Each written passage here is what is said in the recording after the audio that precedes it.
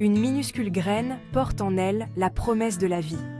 Cela semble presque magique de voir comment un objet sec, apparemment sans vie, peut se transformer en une plante vigoureuse.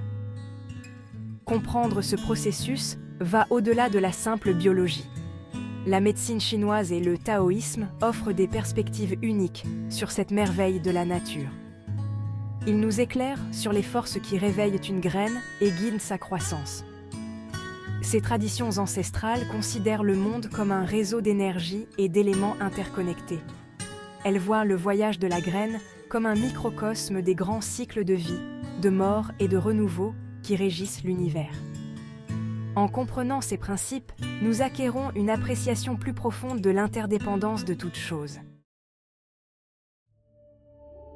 Le concept de qi, prononcé chi, est au cœur de la médecine chinoise.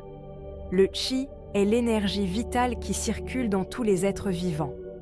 C'est la force animatrice qui sous-tend tous les processus vitaux, y compris la germination d'une graine.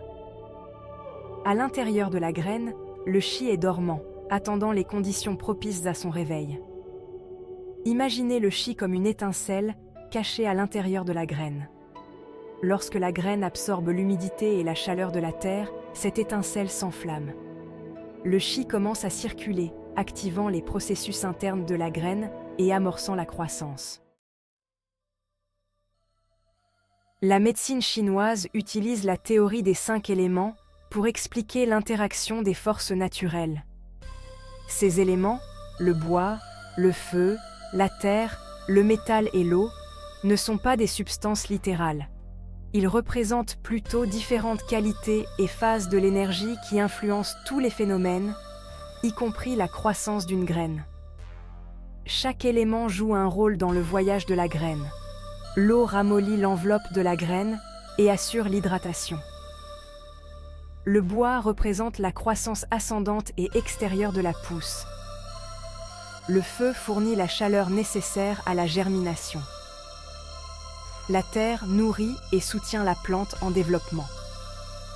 Le métal représente le potentiel de la graine et la récolte à venir.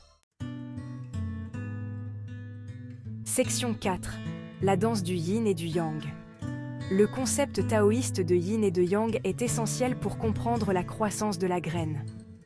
Le yin et le yang représentent les deux forces opposées et complémentaires qui régissent l'univers. Le yin est associé à l'obscurité, au froid et à la passivité, tandis que le yang représente la lumière, la chaleur et l'activité.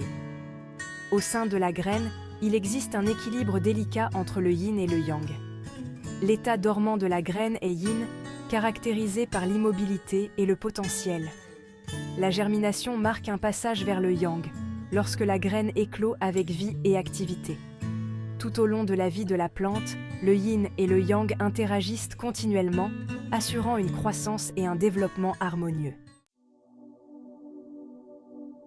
Section 5.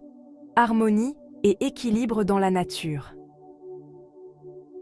La germination d'une graine illustre magnifiquement le principe taoïste de vie en harmonie avec la nature.